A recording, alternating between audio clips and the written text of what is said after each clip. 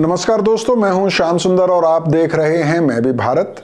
अगर अभी तक आपने हमारा YouTube चैनल सब्सक्राइब नहीं किया है तो मेरी गुजारिश है कि कर लीजिए। और अब आज का मुद्दा।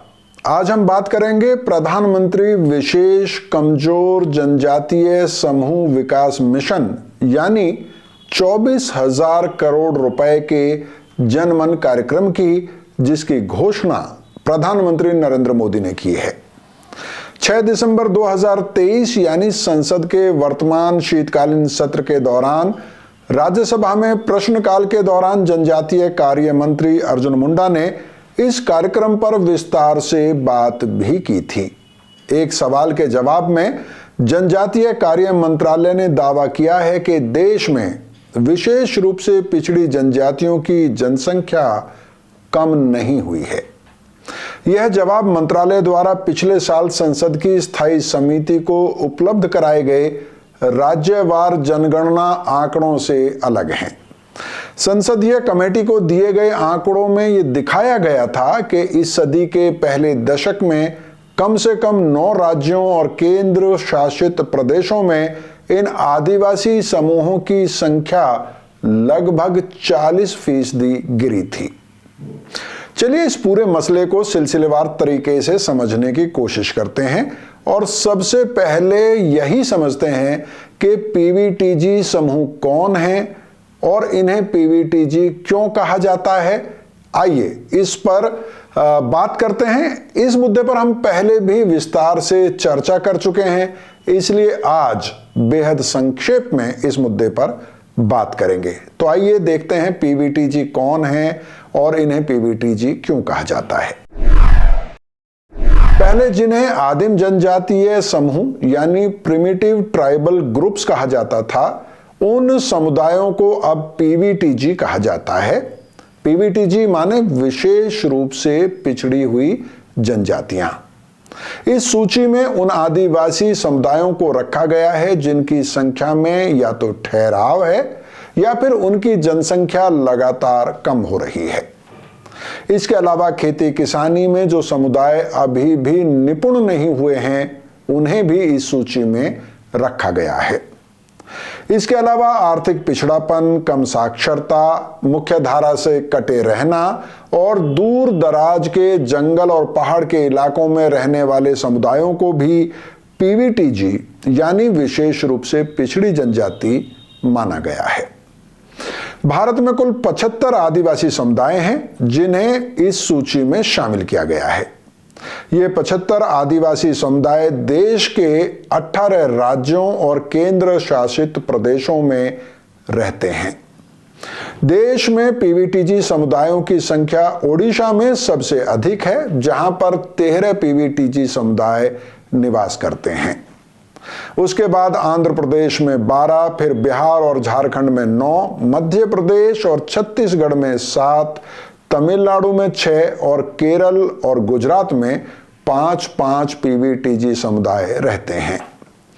महाराष्ट्र और पश्चिम बंगाल की बात करें तो यहां पर 3-3 पीवीटीजी समुदाय हैं। कर्नाटक और उत्तराखंड में 2-2, राजस्थान, त्रिपुरा और मणिपुर में 1-1 पीवीटीजी समुदाय रहता है। अंडमान में सभी 4 जनजातीय समूहों और निकोबार द्वीप समूह की दोनों जनजातियों को पीवीटीजी के रूप में मान्यता प्राप्त है। सभी 75 समुदायों की गणना करने वाली आखिरी जनगणना 2001 की है, जिसके मुताबिक उनकी कुल जनसंख्या लगभग 27,60,000 थी। और आइए अब मेन मुद्दे की बात करते हैं और समझते हैं कि पीएम जनमन क्या है और इससे सरकार हासिल क्या करना चाहती है। प्रधानमंत्री नरेंद्र मोदी ने बिरसा मुंडा की जयंती यानी कि जनजातीय गौरव दिवस 15 नवंबर पर पीवीटीजी के विकास के लिए 24,000 करोड़ रुपए खर्च करने की घोषणा की है। कैबिनेट ने हाल ही में इस कार्यक्रम यानी प्रधानमंत्री जनजाति न्याय महाअभियान को मंजूरी भी दे दी है। इस अभियान के तहत कमजोर आदिवासी समुदायों तक सड़क, बिजली, घर, मोबाइल कनेक्टिविटी आदि जैसी बुनियादी सुविधाएं पहुंचाने का लक्ष्य है।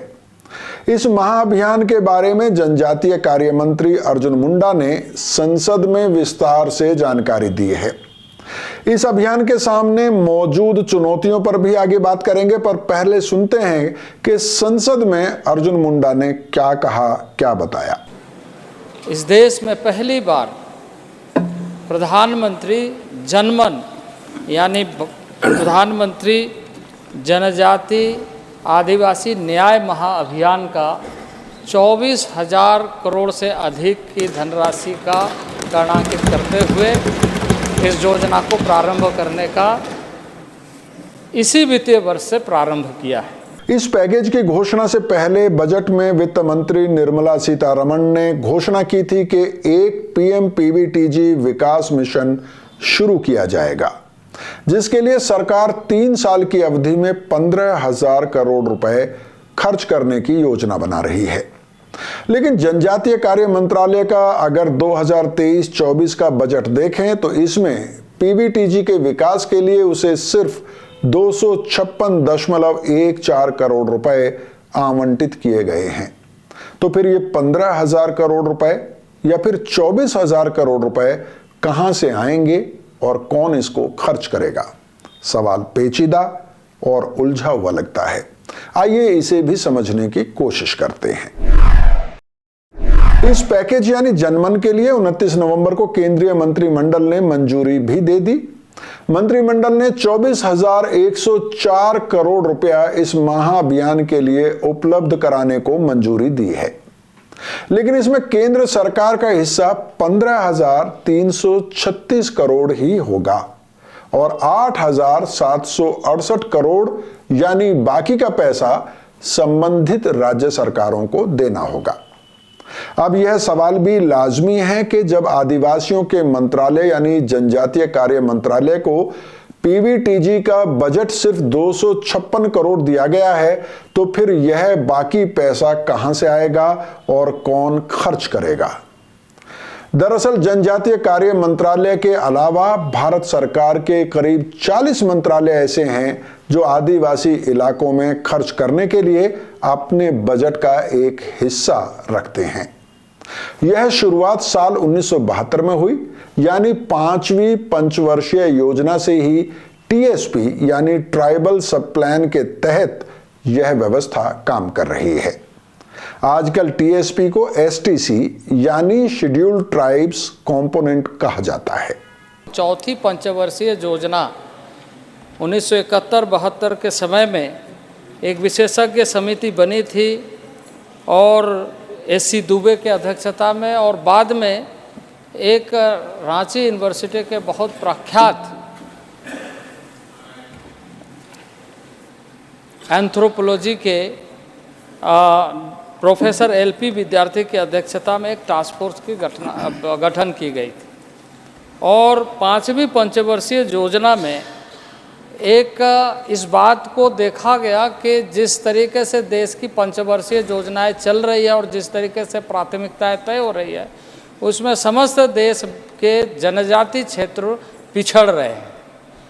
पिछड़ने के कुछ कारण इस तरीके से कि सुदूरवर्ती क्षेत्र, पहाड़ी एरिया, उनके जो डेमोग्राफिक पैटर्न है वो बिल्कुल अलग है, और दूसरा जो उन दिनों में सत्ता में रहे वो अपनी प्राथमिकता को ज़्यादा तय किया बजाय उन लोगों के जिनको आवश्यकता थी। और इसलिए उस समय में एक नीति निर्धारण की गई 74-75 में कि टीएसपी एरिया, ट्राइबल सब प्लान एरिया, राज्यों को भी और सेंटर भी टीएसपी के आधार पर राशि आवंटित करते हुए सुनिश्चित करेगा। लेकिन उसमें भी इस बात को ध्यान नहीं रखा जा सका, इस बात के लिए कि उसमें मूल्यांकन किया गया, उसमें सारी चीज़ें देखी गई, एक आबादी निर्धारित किया गया कि जो 500 की टोले होंगे, बस्ती होंगे, 300 के बस्ती होंगे, ऐसे आबादी क्षेत्र जो ट्राइबल होंगे, सामान्य क्षेत्र से अलग, उनको प्राथमिकता दिया जाए।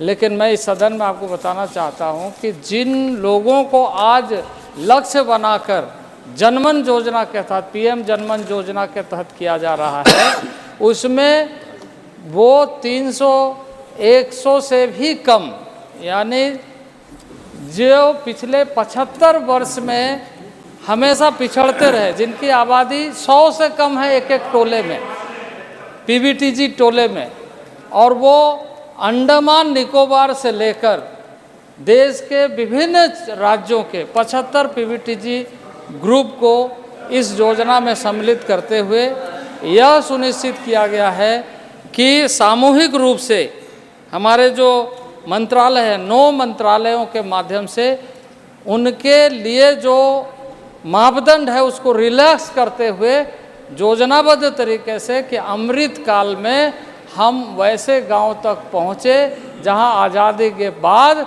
कभी देश का कोई भी व्यवस्था पहुंच नहीं पाई। जनजातीय कार्य मंत्रालय को जो बजट दिया जाता है वह एकलव्य मॉडल स्कूलों, शोध संस्थानों या फिर आदिवासियों के लिए काम करने वाले एनजीओज में बांटने के लिए दिया जाता है। बाकी अन्य कार्यक्रम जो आदिवासियों के लिए चलाए जाते हैं उन पर आदिवासी मामलों के मंत्री या मंत्रालय का कोई खास नियंत्रण होता नहीं है। आइए अब बात करते हैं कि सरकार इस महाअभियान के तहत करना क्या चाहती है। सरकार ने कहा है कि जहां तक पैकेज के लॉन्च की बात है तो 22,000 से कुछ अधिक ऐसे गांव हैं जहां पीवीटीजी समुदाय के लोग रहते हैं और वहां इसे लागू किया जाना है। इस कार्यक्रम को 9 मंत्रालयों के माध्यम से लागू किया जाएगा। ये मंत्रालय सुनिश्चित करेंगे कि मौजूदा योजनाओं को इन पीवीटीजी गांवों तक पहुंचाया जा सके। सरकार ने अपने लिए जो लक्ष्य निर्धारित किए हैं उनमें 49 लाख पक्के घर बनाना, 8,000 किलोमीटर लंबी संपर्क सड़कें बनाना, सभी घरों तक पाइप से पानी पहुंचाना, 1,000 मोबाइल चिकित्सा वैन, 2,500 आंगनवाड़ी केंद्र, 1,000 मल्टीपर्पज सेंटर, 3,000 गांवों में मोबाइल टावर स्थापित करना और 500 छात्रावासों का निर्माण करना भी शामिल है। इस योजना का इरादा 60 आकांक्षी पीवीटीजी ब्लॉकों में व्यावसायिक और कौशल प्रशिक्षण केंद्र स्थापित करने और लोगों को वन उपज के व्यापार में मदद करने के लिए 500 वन धन विकास केंद्र बनाने का भी है। नरेंद्र मोदी सरकार ने एक महत्वाकांक्षी लक्ष्य रखा है। जाहिर है इस लक्ष्य को हासिल करने में कई चुनौतियां आएंगी। कुछ का एहसास सरकार को अभी होगा और कुछ का शायद इस लक्ष्य की तरफ बढ़ते हुए हो सकता है। आइए देखते हैं कि किस किस तरह की चुनौतियां इस लक्ष्य को हासिल करने के रास्ते में आ सकती हैं। इस काम में जो सबसे पहली चुनौती होगी वो ये कि 24,000 करोड़ के आवंटन में से 19,000 करोड़ रुपए से ज्यादा पीएम आवास योजना के तहत पक्के घर बनाने और 8,000 किलोमीटर की कनेक्टिंग सड़कें बनाने पर खर्च हो जाएगा। यानी बाकी कामों के लिए बहुत ज्यादा पैसा सरकार के पास नहीं होगा। दूसरी चुनौती यह है कि केंद्र सरकार जो पैसा देगी वह सड़कों और पक्के घरों पर खर्च हो जाएगा, तो बाकी का पैसा राज्य सरकारों को ही उपलब्ध कराना होगा। क्या राज्य सरकारें केंद्र सरकार के साथ कदम से कदम मिलाकर चलने की स्थिति में हैं? यह भी एक बड़ी चुनौती है।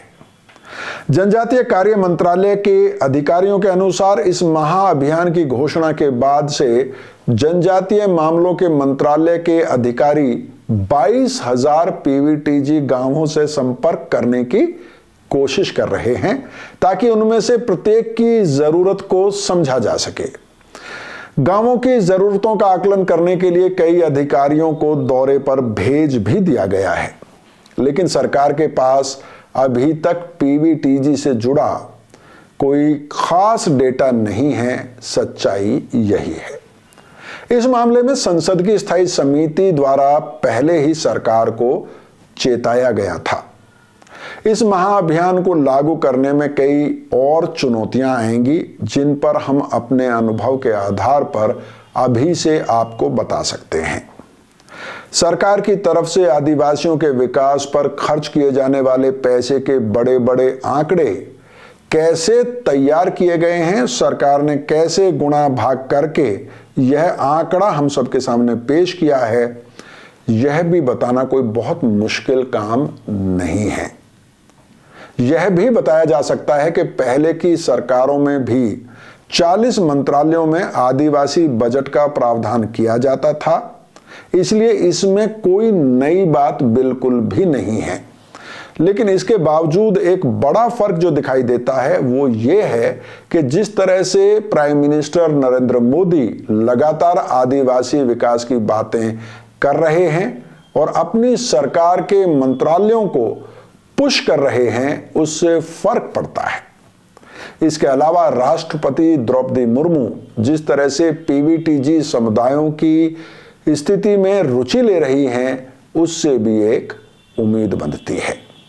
तो दोस्तों, आज इतना ही। जल्दी ही आपसे फिर मुलाकात होगी। तब तक आप मैं भी भारत के सभी एपिसोड्स का आनंद ले सकते हैं। आदिवासियों को अगर समझना चाहते हैं तो हमारी ग्राउंड रिपोर्ट्स आपकी मदद कर सकती हैं। धन्यवाद।